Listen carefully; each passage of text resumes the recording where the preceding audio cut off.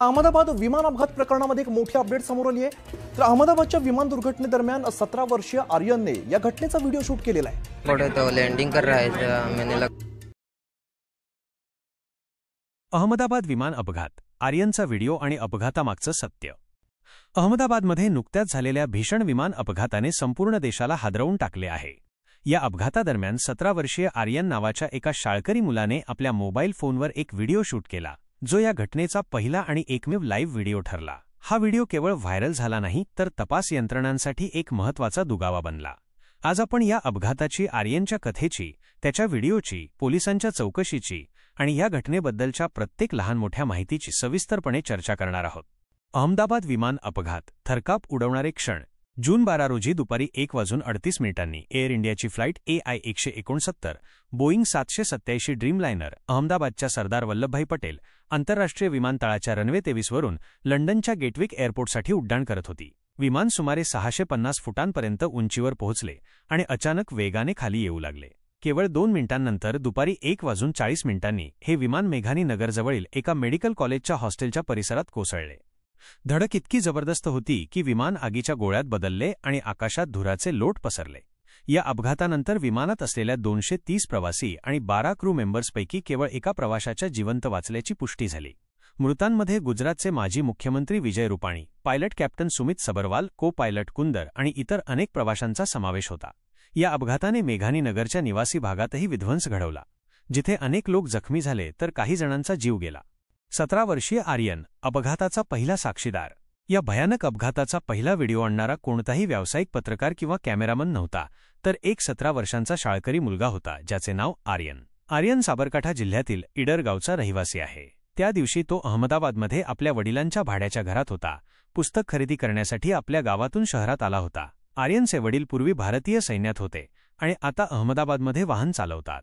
आर्यन 12वीच्या वर्गात शिकणारा विद्यार्थी आहे आणि त्याला विमानांचे खूप वेड आहे। तो अनेकदा मोबाईल फोनवर विमानांचे व्हिडिओ बनवत असे। विमान उडताना, उतरताना, फिरताना किंवा गिरट्या घालताना व्हिडिओ काढण्याचा त्याला छंद होता, जेणेकरून ते व्हिडिओ तो आपल्या मित्रांना दाखवू शकेल। त्यामुळेच तो अहमदाबादला आला होता। त्याला आता व्हिडिओ काढायचे होते। जून 12 रोजी तो वडिलांच्या घराच्या छतावर उभा होता। छतावरून त्याने विमानाला खूप जवळून उडताना पाहिले। उत्सुकतेपोटी त्याने आपल्या फोनवर व्हिडिओ रेकॉर्ड करण्यास सुरुवात केली। त्याला अजिबात कल्पना नव्हती की तो एका ऐतिहासिक आणि दुःखद घटनेचा साक्षीदार होणार आहे। त्यावेळी त्याच्या मनात काय चालले असेल? कदाचित तो फक्त आपल्या छंदासाठी व्हिडिओ बनवण्याचा विचार करत असेल। किती जवळून विमान जाते, असे काहीतरी त्याच्या मनात आले असेल। त्याला वाटले असेल, हा व्हिडिओ मित्रांना दाखवला की ते किती खुश होतील। तो आपल्या फोनवर लक्ष केंद्रित करत होता। विमान त्याच्या नजरेसमोरून जात होते। त्याचा आवाज त्याच्या कानात घुमत होता। कदाचित त्याच्या चेहऱ्यावर एक लहानसे हसूही असेल। पण विमानाचा अत्यंत जवळून उडताना त्याच्या कानात जवळून सणसणत आवाज झाला। काही क्षणातच त्याचे जे हसू, त्याची उत्सुकता एका भयानक सत्यात बदलली। व्हिडिओ सुरू झाल्यानंतर अवघ्या 24 सेकंदात विमान अचानक डगमगू लागले, वेगाने खाली कोसळू लागले। काही क्षणात ते जमिनीवर आदळले आणि आगीच्या गोळ्यात बदलले। आर्यनने जे पाहिले त्याने तो पूर्णपणे हादरून गेला। त्याचे शरीर थरथर कापायला लागले। त्याच्या डोळ्यासमोर आगीचा आणि धुराचा लोळ दिसत असेल। त्याचे मन पूर्णपणे सुन्न झाले असेल। त्याने ताबडतोब तो व्हिडिओ आपल्या वडिलांना पाठवला। आर्यनच्या बहिणीने हा व्हिडिओ सगळ्यात आधी पाहिला आणि मग तो वेगाने व्हायरल व्हायला सुरू झाला। तपास यंत्रणांसाठी महत्त्वाचा दुगावा। अपघातानंतर आर्यनचा व्हिडिओ केवळ व्हायरल झाला नाही, तर तपास यंत्रणांसाठी एक महत्त्वाचा सुगावा बनला। या व्हिडिओमध्ये विमानाने टेक ऑफ केल्यापासून ते कोसळेपर्यंतचे महत्त्वाचे क्षण कैद होते, जे अपघाताचे कारण समजून घेण्यासाठी मदत करू शकत होते। जून 14 रोजी अहमदाबादच्या गायकवाड हवेली पोलिसांनी आर्यनला चौकशीसाठी बोलावले। या बातमीने काही काळ गोंधळ निर्माण केला, कारण काही मीडिया रिपोर्ट्समध्ये आर्यनला अटक केल्याचा दावा करण्यात आला होता। तथापि अहमदाबाद पोलिसांनी लगेच स्पष्ट केले की आर्यनला अटक झालेली नाही, तर त्याला केवळ साक्षीदार म्हणून जबाब नोंदवण्यासाठी बोलावण्यात आले होते। पोलिसांनी सांगितले की आर्यन आपल्या आईवडिलांसोबत पोलीस ठाण्यात आला होता। त्याने व्हिडिओ बनवण्याची संपूर्ण प्रक्रिया आणि त्या दिवसाच्या घटनेचे संपूर्ण सविस्तर वर्णन पोलिसांना दिले।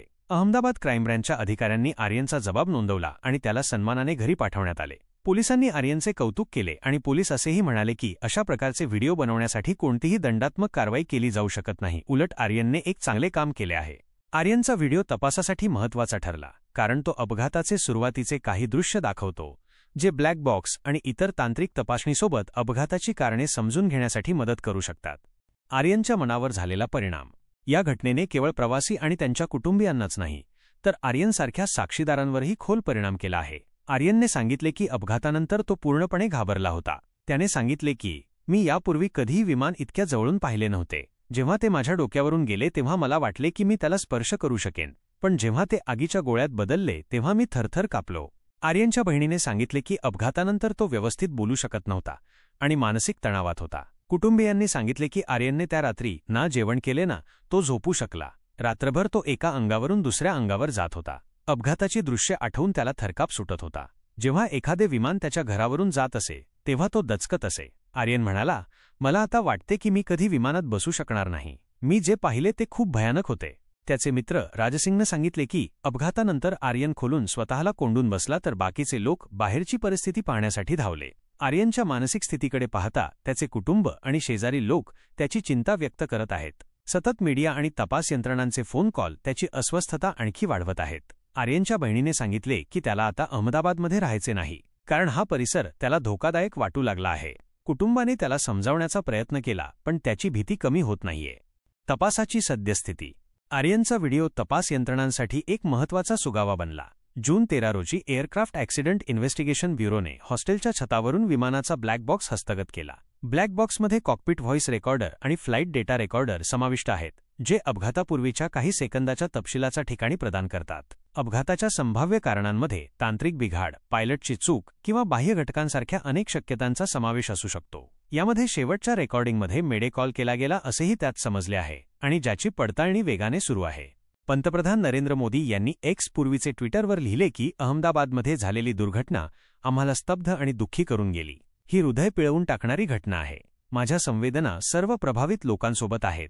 केंद्रीय गृहमंत्री अमित शहा यांनी गुजरातचे मुख्यमंत्री भूपेंद्र पटेल, गृहमंत्री हर्ष संघवी आणि अहमदाबादचे पोलीस आयुक्तांशी बोलून शक्य ती मदत करण्याचे आश्वासन दिले. निष्कर्ष. खरंच ही घटना पूर्ण देशाला हादरवून टाकणारी एक दुर्दैवी घटना होती, पण 17 वर्षांचा आर्यन नकळत या अपघाताचा साक्षीदार बनला. त्याचा व्हिडिओ या दुर्घटनेच्या तपासासाठी महत्त्वाचा दुवा आहे. जरी व्हिडिओने त्याला रातोरात चर्चेत आणले असले तरी त्याच्या मानसिक स्थितीवर होणारा परिणाम खोल ठरू शकतो. आता यामध्ये कॅप्टन सबरवाल यांची व्हिडिओ क्लिप आणि जी ऑडिओ क्लिप, त्याचबरोबर ब्लॅक बॉक्सचे सत्य लवकरच बाहेर येणार आहे. पण या व्हिडिओमधून जे सत्य बाहेर आले ते अपघातामागची कारणे समजून घेण्यासाठी नक्कीच महत्त्वाचे ठरेल. तपास अजूनही सुरू आहे आणि लवकरच अपघाताचे खरे कारण पूर्णपणे समोर येईल अशी अपेक्षा आहे. या आणि अशा अनेक बातम्यांसाठी सखोल विश्लेषणासाठी आमच्या चॅनलला नक्की सबस्क्राईब करा. धन्यवाद.